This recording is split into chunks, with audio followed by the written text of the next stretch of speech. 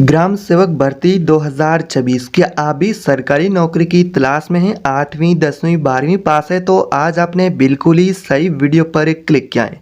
ग्राम सेवक भर्ती के तहत आपको यहां पर 25,000 प्लस लगभग पोस्ट देखने को मिलेंगे, जिससे कि ये भर्ती आपके लिए और भी खास बन जाती है। इस भर्ती की सबसे बड़ी खास बात यह है कि कई पदों पर आपको कोई परीक्षा नहीं देनी है और सबसे अच्छी खबर यह है कि यहाँ पर जो नौकरी मिलेगी वो अपने गाँव या फिर नज़दीकी क्षेत्र में आपको नौकरी मिल सकती है। इस भर्ती को और भी आपके लिए खास बनाता है।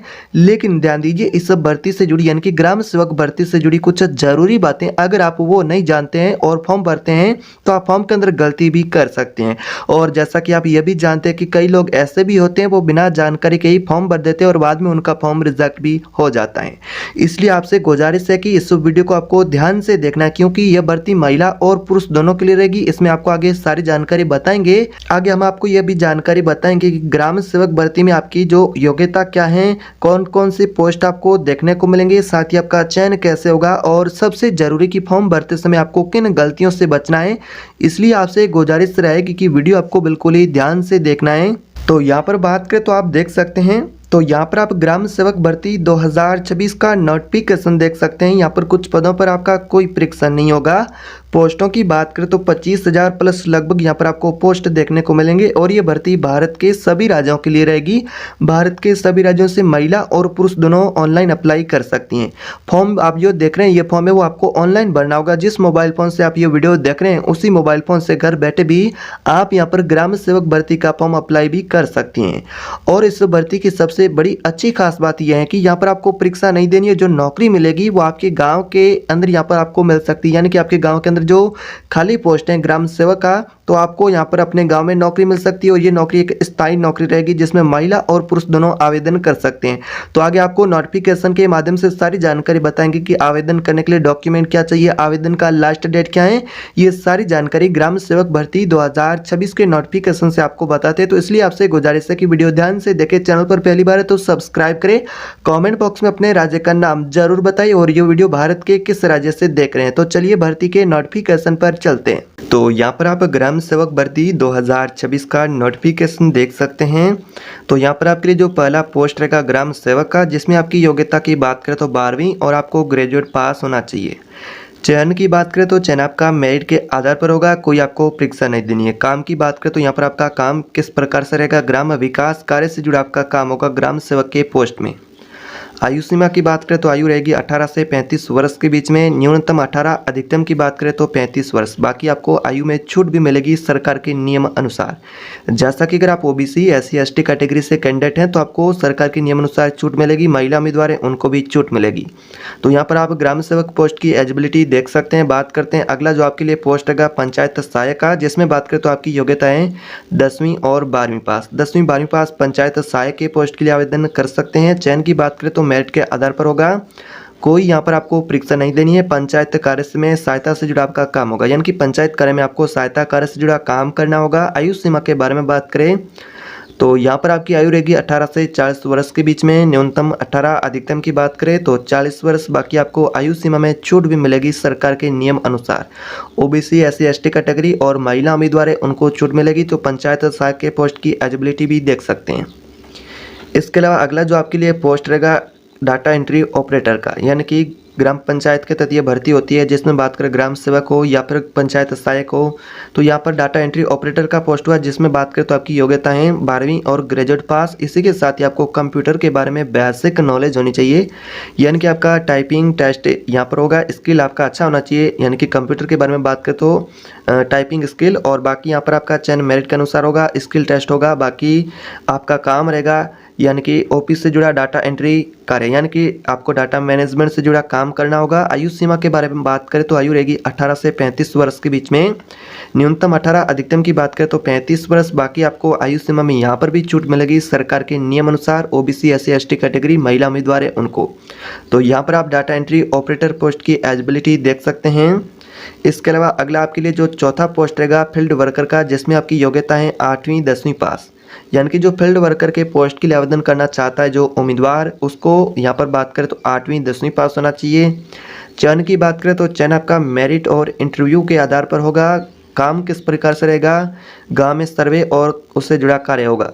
आयु सीमा के बारे में बात करें तो 18 से 40 वर्ष के बीच में आपकी आयु रखी गई है। इसके अलावा आयु में छूट भी मिलेगी सरकार के नियम अनुसार। ओबीसी SC/ST कैटेगरी से उम्मीदवार होंगे उनको, और बाकी यहाँ पर महिला उम्मीदवार है उनको भी छूट दी जाएगी। तो यहाँ पर आप फील्ड वर्कर के पोस्ट के लिए एलिजिबिलिटी किस प्रकार से यहाँ पर आप देख सकते हैं। अब यहाँ पर बात करते हैं अगला पोस्ट रहेगा 5वां क्लर्क का, जिसमें बात करें तो योग्यता आपकी 12वीं और ग्रेजुएट पास रखी गई है। 5वें पोस्ट में जो कि क्लर्क का पोस्ट है, इसमें आपका चयन मेरिट और टाइपिंग टेस्ट के अनुसार होगा। यहाँ पर भी आपका ऑफिस कार्य से जुड़ा काम होगा, आपको कंप्यूटर चलाना आना चाहिए, डाटा मैनेजमेंट से जुड़ा आपका काम होगा, इसलिए आपकी टाइपिंग टेस्ट होगी, टाइपिंग स्पीड अच्छी होनी चाहिए।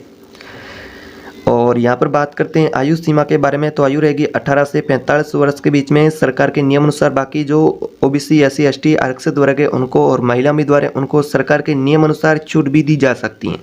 यहाँ पर आप एलिजिबिलिटी देख सकते हैं आपकी यहाँ पर जैसा कि किस प्रकार से रखी गई है, आप कौन से पोस्ट की एलिजिबिलिटी कंप्लीट करते हैं, तो आपका इच्छुक पोस्ट क्या है कमेंट बॉक्स में जरूर बताएं, आप उस पोस्ट के लिए आवेदन भी कर सकते हैं। अब यहाँ पर बात करते हैं सिलेक्शन प्रोसेस की और जॉब लोकेशन की, यानी कि आपको ग्राम सेवक भर्ती हैं उसमें आपका चयन कैसे होगा, सिलेक्शन कैसे होगा, जॉब लोकेशन यानी कि नौकरी स्थान किस प्रकार से रहेगा। तो सबसे पहले बात करते हैं सिलेक्शन प्रोसेस की। चयन कैसे होगा, तो चयन आपका मेरिट के आधार पर होगा। कुछ पदों में आपका इंटरव्यू या फिर परीक्षा देखने को मिल सकती हैं। फिर आपका डॉक्यूमेंट वेरिफिकेशन होगा, यानी कि कहे तो मुख्य तौर पर आपको कुछ पदों में मेरिट के आधार पर चयन देखने को मिलेगा। कुछ पद ऐसे होंगे जैसा कि वहाँ पर आपका इंटरव्यू के साथ में एग्जाम भी देखने को मिलेगा। बाकी आपके डॉक्यूमेंट सही होना चाहिए, डॉक्यूमेंट वेरिफिकेशन भी होगा। बात करते हैं जॉब लोकेशन के बारे में कि आपको नौकरी कैसे और कहाँ मिल सकती है। तो आपका जॉब लोकेशन आपका ग्राम पंचायत भी रह सकता है, जैसा कि आपके पंचायत के अंदर जैसा कि ग्राम सहायक का पोस्ट है, जैसे कि पंचायत सहायक हुआ, सेवक हुआ, इस तरह की जो ग्राम पंचायत के अंदर पोस्ट आती हैं, अगर वो खाली पोस्ट आपके पंचायत में तो आपको अपने गांव या फिर पंचायत में ब्लॉक स्तर पर भी पोस्टिंग दी जा सकती है। बाकी अपने ज़िले में आपको कहीं पर भी पोस्टिंग दी जा सकती हैं। इसके अलावा अपने राज्य में भी आपको कहीं पर पोस्टिंग दी जा सकती है। यहाँ पर आप जॉब लोकेशन भी देख सकते हैं। यहाँ पर ग्राम सेवक भर्ती में आपका जॉब लोकेशन किस प्रकार से रहेगा, सिलेक्शन आपका कैसे होगा, यहाँ पर आप दोनों देख सकते हैं। स्टेप बाय स्टेप वीडियो को आपको ध्यान से देखना है ताकि आपको सारी जानकारी सही से समझ में आए। तो यहाँ पर बात करते हैं इंपॉर्टेंट डॉक्यूमेंट की। डॉक्यूमेंट क्या लगेंगे आवेदन करने के लिए। तो सबसे पहले आपकी जो शैक्षणिक प्रमाण पत्र में बात करें तो 8वीं 10वीं 12वीं की मार्कशीट आपके पास होनी चाहिए। बाकी अगर आप ग्रेजुएट पास है तो ग्रेजुएट से जुड़े प्रमाण पत्र हैं, यानी कि शैक्षणिक प्रमाण पत्र में आपकी मार्कशीट और प्रमाण पत्र होना चाहिए। स्वयं का आधार कार्ड कैंडिडेट का होना चाहिए। इसके अलावा आपका निवास प्रमाण पत्र भी होना चाहिए। जाति प्रमाण पत्र यदि लागू है तो आपको जाति प्रमाण पत्र की भी आवश्यकता होगी, जैसा कि अगर आप आरक्षित वर्ग से हैं, जाति प्रमाण पत्र लागू हैं तो आपको जाति प्रमाण पत्र की भी आवश्यकता होगी। स्वयं का पासपोर्ट साइज फोटो भी होना चाहिए, हाल ही का हो, और मोबाइल नंबर आपका चालू या फिर ईमेल आईडी। इन डॉक्यूमेंट की आपको आवेदन करने के लिए आवश्यकता होगी। तो आवेदन करने से पहले आपको इन जरूरी डॉक्यूमेंट की फोटोकॉपी या फिर फाइल बना करके रख लेनी है ताकि आवेदन करें उस समय आपको कोई आगे परेशानी न हो। अब यहाँ पर बात करते हैं कि फॉर्म अप्लाई कैसे करें। तो यहाँ पर आपको ऑनलाइन आवेदन करने के लिए सबसे पहले आपको क्या करना है, ग्राम पंचायत या फिर ग्रामीण विकास विभाग की आधिकारिक वेबसाइट या फिर पंचायती राज विभाग की आधिकारिक वेबसाइट पर आपको जाना है, वेबसाइट खोलनी है सबसे पहले।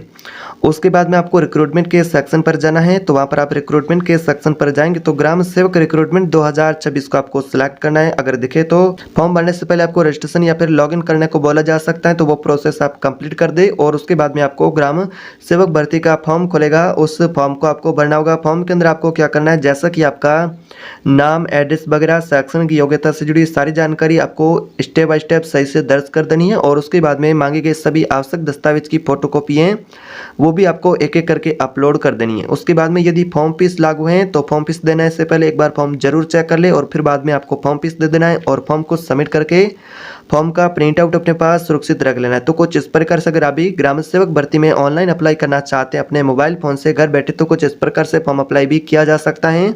तो यहाँ पर आपके लिए कुछ इस प्रकार से ग्राम सेवक भर्ती से जुड़ी जानकारी थी। अगर अभी इच्छुक उम्मीदवार हैं, आवेदन करना चाहते हैं तो आवेदन करने से पहले आपको हमेशा आधिकारिक वेबसाइट के माध्यम से नोटिफिकेशन की पुष्टि करनी। अगर आपको नोटिफिकेशन दिखे तो ही आवेदन करना, अन्यथा आपको आवेदन नहीं करना है। अगर आप चैनल पर नए तो सब्सक्राइब करके चैनल से जुड़ जाएगा, क्योंकि यहाँ पर आपको और भी गवर्नमेंट सरकार की भर्तियों से जुड़ी अपडेट मिलती रहेगी।